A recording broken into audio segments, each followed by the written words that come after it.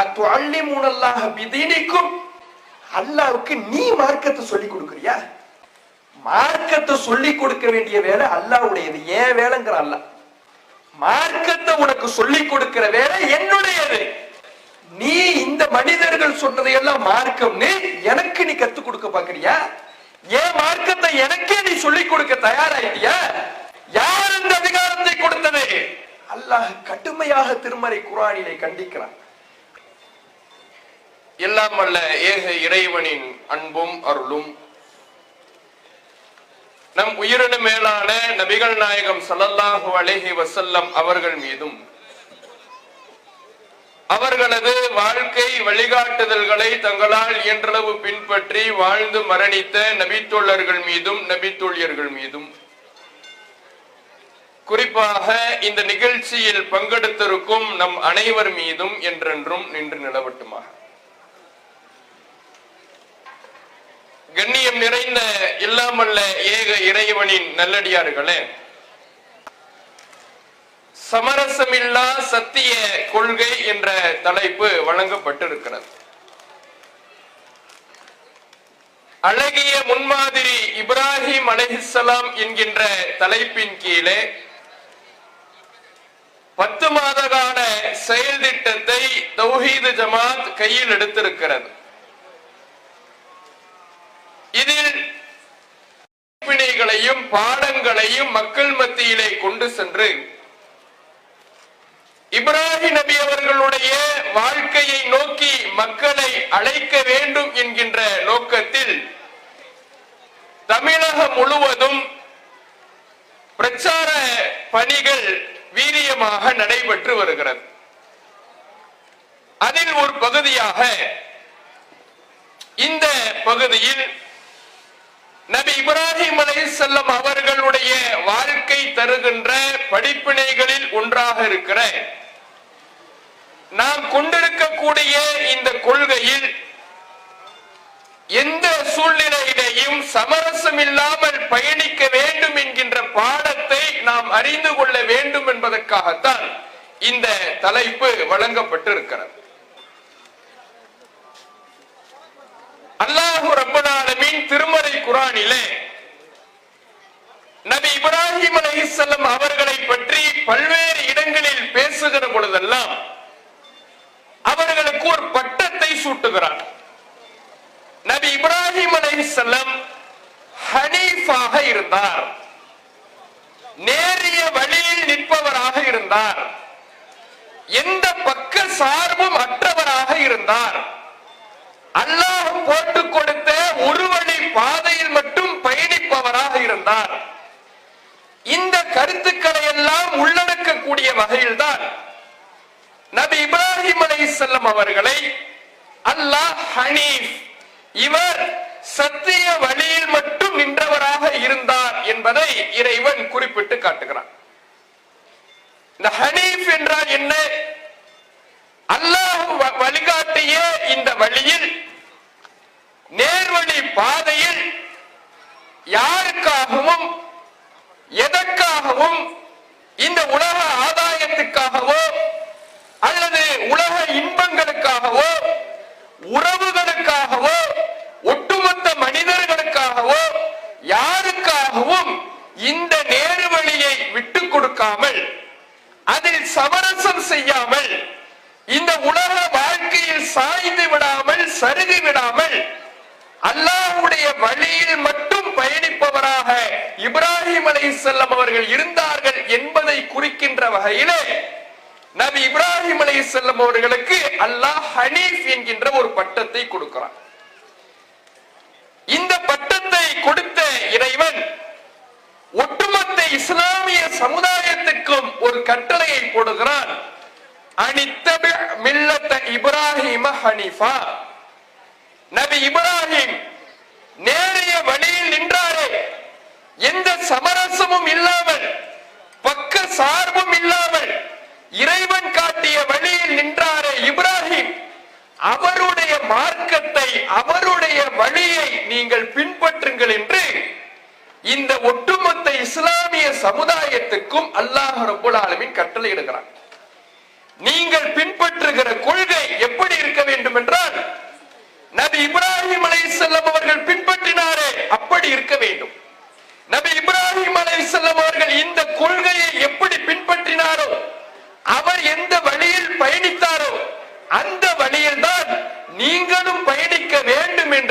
அல்லாஹ் ரப்பல் ஆலமீன் திருமறை குர்ஆனிலே கட்டளையிடுகிறார். நபி இப்ராஹிம் அலைஹிஸ்ஸலாம் அவர்கள் எந்த வழியில் பயணித்தார், எந்த பாதையில் அவர் சென்றார்? நம் கண் முன்னால் எத்தனையோ பாதைகள் இருக்கிறது. ஒவ்வொரு பாதையும் நாங்கள் தான் நேரு வழியை சொல்கிறோம் என்று சொல்லுகிறார்கள். இந்த இஸ்லாமிய சமுதாயத்துக்கு மத்தியிலே, தமிழ் பேசக்கூடிய மக்களுக்கு மத்தியிலே எத்தனை கொள்கைகள் இருக்கிறது, எத்தனை முரண்பாடுகள் இருக்கிறது.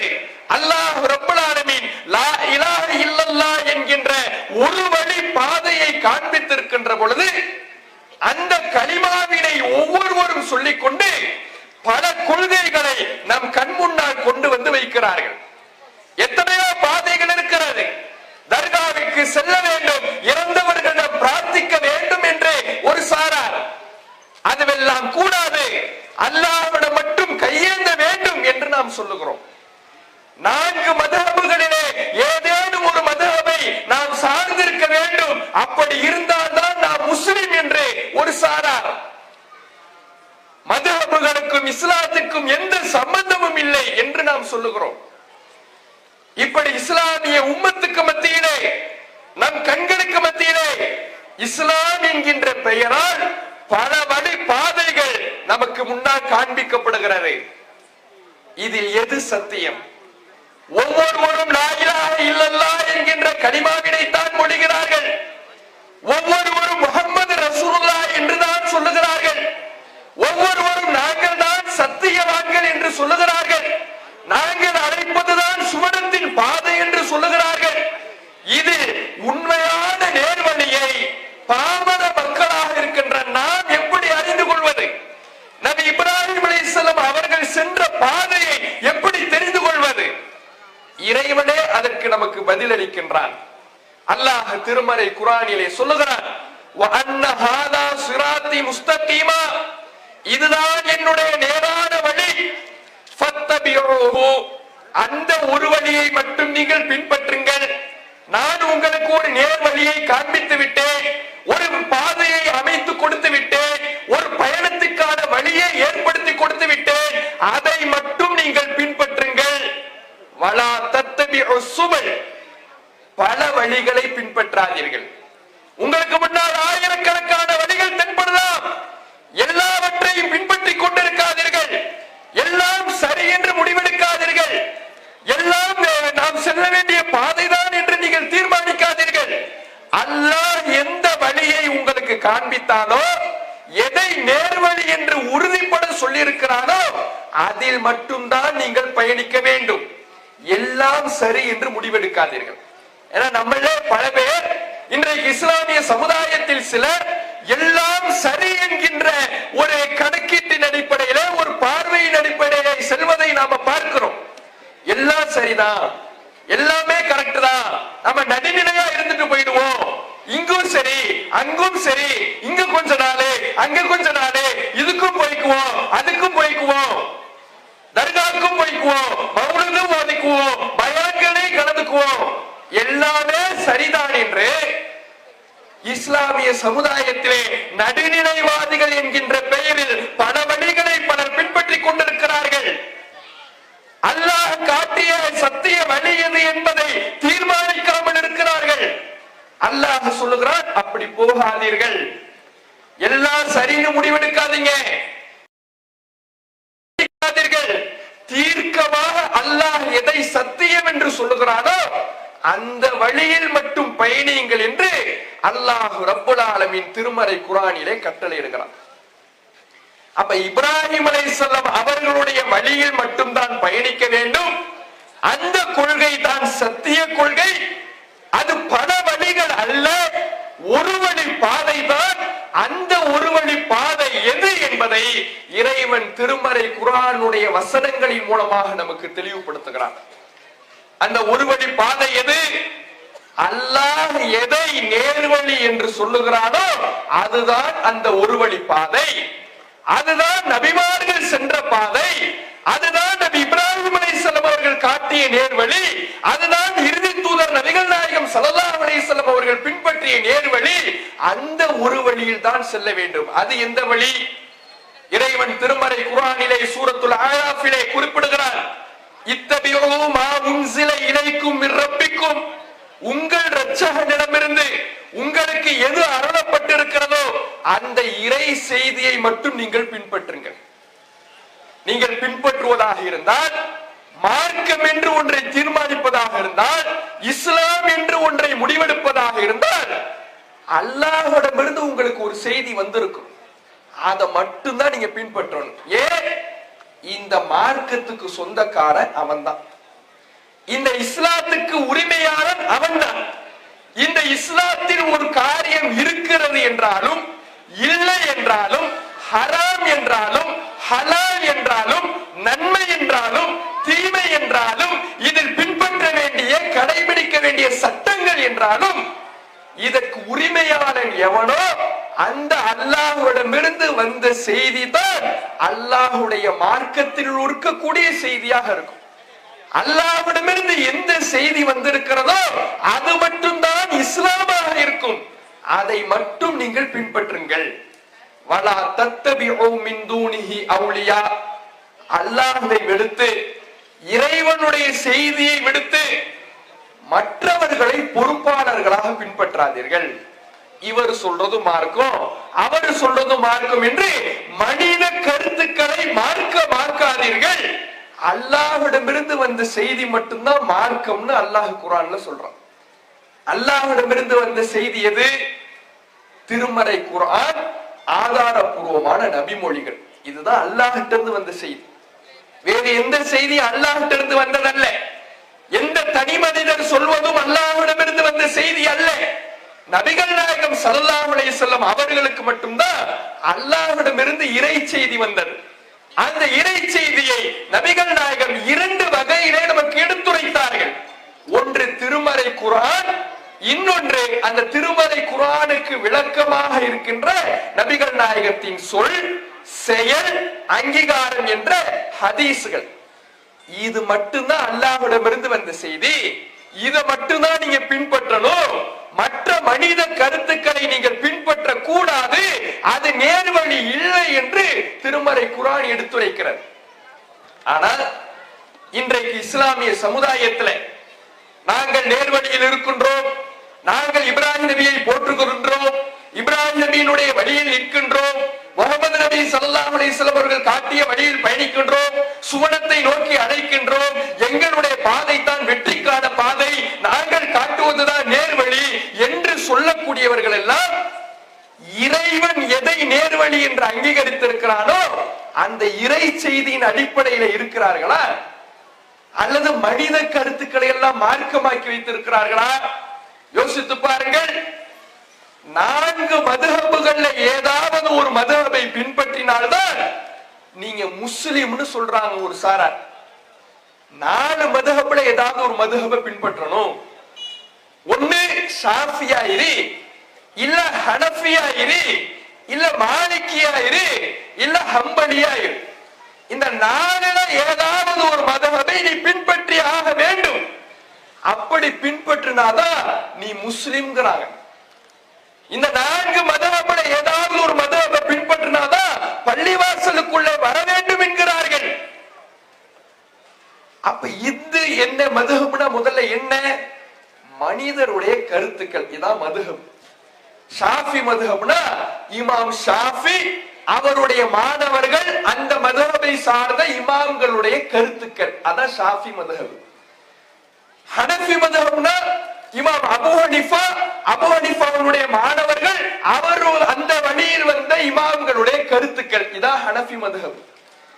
ஒரு தனி மனிதனுடைய கருத்தை, இமாம் ஷாஃபியினுடைய கருத்தை, இமாம் அபூ ஹனீஃபாவுடைய கருத்தை பின்பற்றினால்தான் முஸ்லிம், பின்பற்றினால்தான் நீ பள்ளிவாசலுக்கு வரணுங்கிறாங்களே, இது சத்தியமா? அல்லது அல்லாஹ் சொல்ற நீ குர்ஆன் ஹதீஸ் வழியில மட்டும் நின்னாதான் நீ முஸ்லிம், நீ நேர்வழியில இருக்கிற, நீ சொர்க்கத்துக்காக பயணிக்கிறேங்கிறானே, அது சத்தியமா? எது சத்தியம்?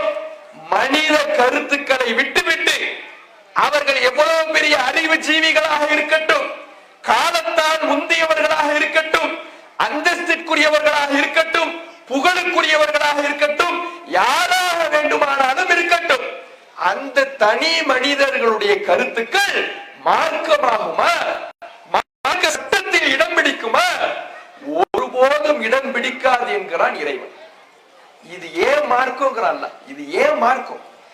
ஏன் மார்க்கத்துல சட்டம் சொல்ற அதிகாரம் எனக்கு தான் இருக்கு, அதை கொண்டு போய் மனிதர்களுக்கு நீ வழங்குவியா? அல்லாஹ் கேட்கிறான். அம்லஹும் ஷுரக்கா ஷரஉலஹும் மினத்தீன் மாலம் யஅதன் பிஹில்லாஹ். அல்லாஹ் சொல்லாதத மார்க்க சட்டம்னு சொல்ற இணை கடவுள்கள் உங்களுக்கு இருக்கிறாங்களா? அல்லாஹ் கேட்கக்கூடிய வார்த்தையை பாருங்க. நான் ஒண்ணு சொல்லல, நான் சொன்னதுக்கு நான் குர்ஆன்ல இப்படி சொன்னதா இல்ல, நான் இப்படி சொன்னதா ஹதீஸ்கள்ல இல்ல, நான் சொல்லாததை இதெல்லாம் மார்க்கம்னு சட்டம் சொல்லுகிற இணை கடவுள்கள் உனக்கு இருக்கிறாங்களா? மார்க்கத்துல சட்டம் சொல்றது ஏன் அதிகாரம்டா? அதை நீ மனிதர்களுக்கு கொடுப்பியா? அவர்களுடைய கருத்துக்களை மார்க்கமா பின்பற்றுவியா? அது எதுக்கு சமம் தெரியுமா? பல கடவுள்கள் இருக்கிறார்கள் என்பதற்கு சமம். அதனாலதான் அல்லாஹ் கேட்கிறான், இணை கடவுள்கள் இருக்கிறாங்களா? அல்லாஹ்வும் கடவுள், இந்த மனிதர்களும் கடவுள்னு சொல்வது எப்படிப்பட்ட பாவமோ, கண்டனத்திற்குரிய செயலோ, இறை கோபத்தை பெற்று தருமோ, அது போல ஒரு செயல்தான் குர்ஆன் ஹதீஸை நான் எடுத்துக்கிறேன்.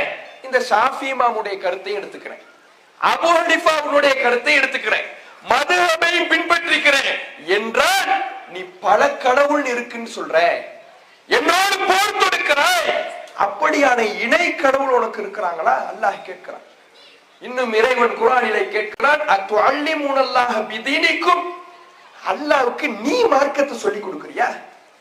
மார்க்கத்தை சொல்லி கொடுக்க வேண்டிய வேலை அல்லாஹ்வுடையது, ஏன் வேலைங்கிற அல்லாஹ். மார்க்கத்தை உனக்கு சொல்லி கொடுக்கிற வேலை என்னுடையது. நீ இந்த மனிதர்கள் சொன்னதையெல்லாம் மார்க்கம்னு எனக்கு நீ கத்துக் கொடுக்க பாக்குறியா? ஏன் மார்க்கத்தை எனக்கே நீ சொல்லிக் கொடுக்க தயாராயிட்டியா? யார் இந்த அதிகாரத்தை கொடுத்தது? அல்லாஹ் கடுமையாக திருமறை குர்ஆனிலே கண்டிக்கிறான். அப்ப மனித கருத்துக்கள் என்பது ஒருபோதும் மார்க்கமாகாது, அது நேர்வழி இல்லை என்று இறைவன் தெளிவுபட சொல்லிய பிறகு, நான்கு மதுஹபுல ஏதாவது ஒண்ணு பின்பற்றணும் இன்றைக்கு மதுஹபுகளை தூக்கி பிடித்துக் கொண்டிருக்கிறார்களே, இது சத்தியமா? அந்த மதுஹபுகளை என்ன எழுதி வச்சிருக்கிறாங்க? அதுல குர்ஆன் ஹதீஸ் இருக்குதா? குர்ஆன் ஹதீஸ் ஒண்ணு சொல்லி இருக்கும், அதுக்கு நேர் முரணான சட்டத்தை எழுதி வைத்திருப்பார்கள். உதாரணத்துக்கு ஒன்னு ரெண்டு பாருங்க. கடல் உணவு எல்லாமே ஹலால் தான், இது எல்லாருக்கும் தெரியும். கடல்ல கடல் பிராணி இறந்து விட்டால் கூட ஹலாலுங்கிறாங்க ரசூலுல்லாஹ்.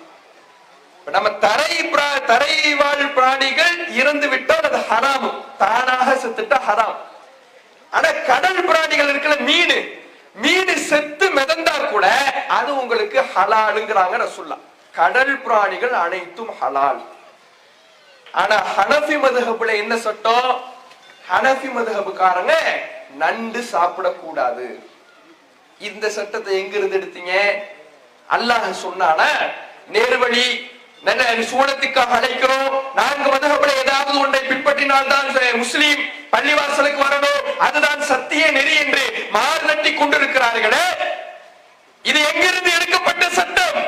குர்ஆனில் எங்கே அல்லாஹ் இவ்வாறு சொல்லுகிறார்? ஹதீஸ்களிலே எங்கே நபிகள் நாயகம் ஸல்லல்லாஹு அலைஹி வஸல்லம் அவர்கள் இப்படி வழிகாட்டுகிறார்கள்? நண்டு சாப்பிடக்கூடாது, நண்டு ஹராம் என்று எந்த ஆதாரத்தின் அடிப்படையிலே ஹனஃபி மதுஹப் சட்ட நூலிலே எழுதி வைக்கப்பட்டிருக்கிறது? குர்ஆன் ஹதீஸ்ல இல்லாத சட்டங்கள் எழுதி வைக்கப்பட்டிருக்கும், அதை நீங்க மார்க்கம்னு எடுப்பீங்க, அதை சத்தியம்னு பின்பற்றணுமா? அது ஒருபோதும் சத்தியமாக ஆகுமா? யோசித்து பாருங்கள்.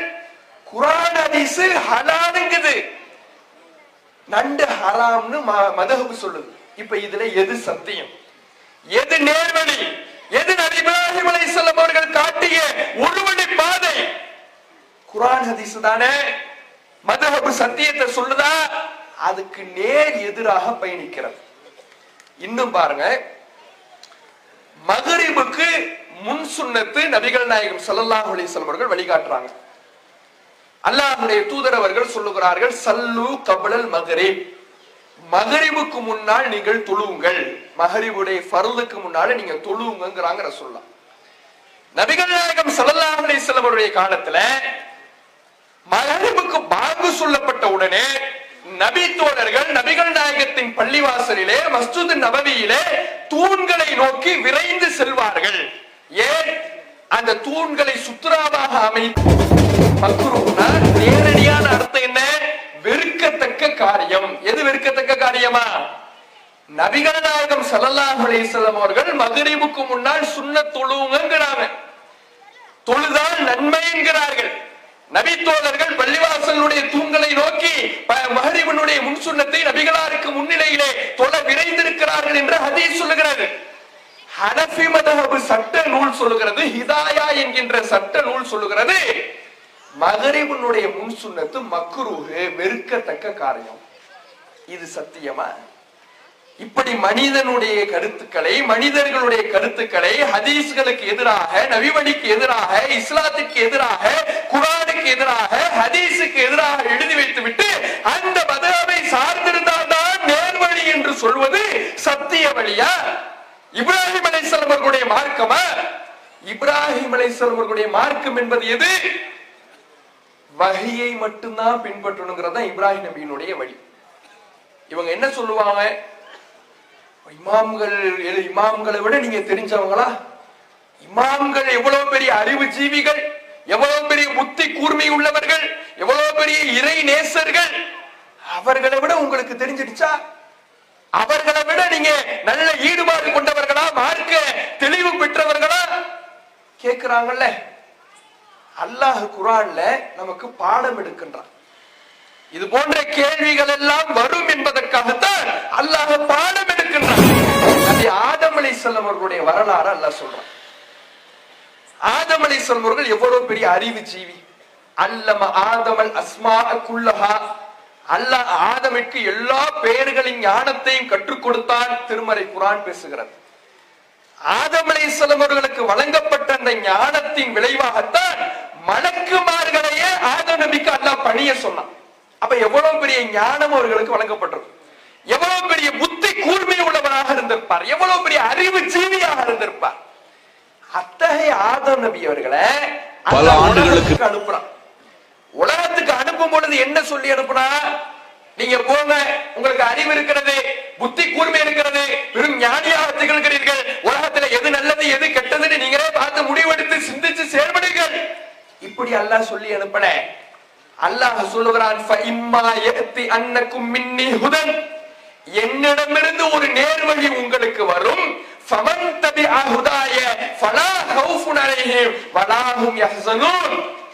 என்னுடைய நேர்வழியை, என்கிட்ட ஒரு நேர்வழி வரும், அந்த நேர்வழியை நீங்கள் பின்பற்றினால்தான் மறுமையில் உங்களுக்கு வெற்றி என்று அல்லாஹ் கட்டளை இடுகிறான். உங்க அறிவு சொல்றபடி நீங்க வணங்கணும்னு அல்லாஹ் சொல்லல, உங்க அறிவு சொல்றபடி நீங்க மார்க்கத்தை தீர்மானிச்சீங்கன்னு அல்லாஹ் சொல்லல.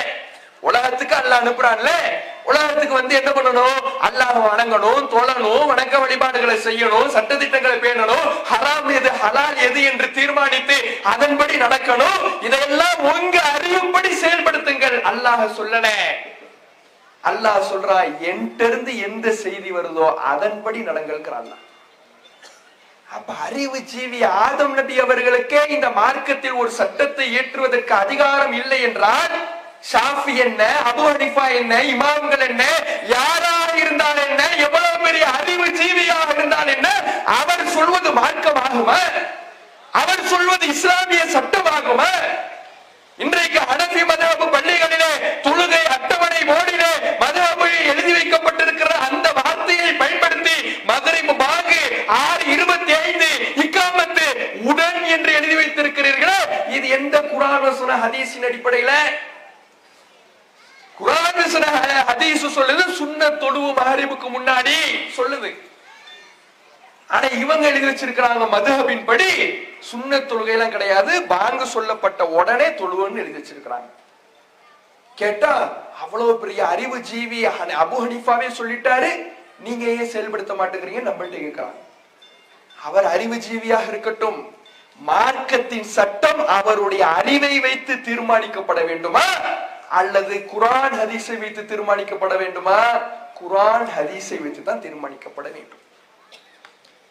நபி இப்ராஹிம் அலைஹிஸ்ஸலாம் அவர்கள் எல்லாவற்றுக்கும் முன்மாதிரியாக இருக்கின்ற, எடுத்துக்காட்டாக திகழ்கின்ற இப்ராஹிம் அலைஹிஸ்ஸலாம் அவர்கள் இறைவனின் வார்த்தையை மட்டும்தான் பின்பற்ற வேண்டும். இறை மார்க்கத்திலே மனித கருத்துக்கள் மார்க்கமாக்கிவிட முடியாது என்பதற்கு முன்மாதிரியாக திகழ்கிறார். அல்லாஹ் கட்டளை போடுறான் காபாவை கட்ட சொல்லி. மகனாரும் இப்ராஹிம் அலைஹிஸ்ஸலாம் அவர்களும் சேர்ந்து கட்டுறாங்க. காபா பள்ளிவாசல்.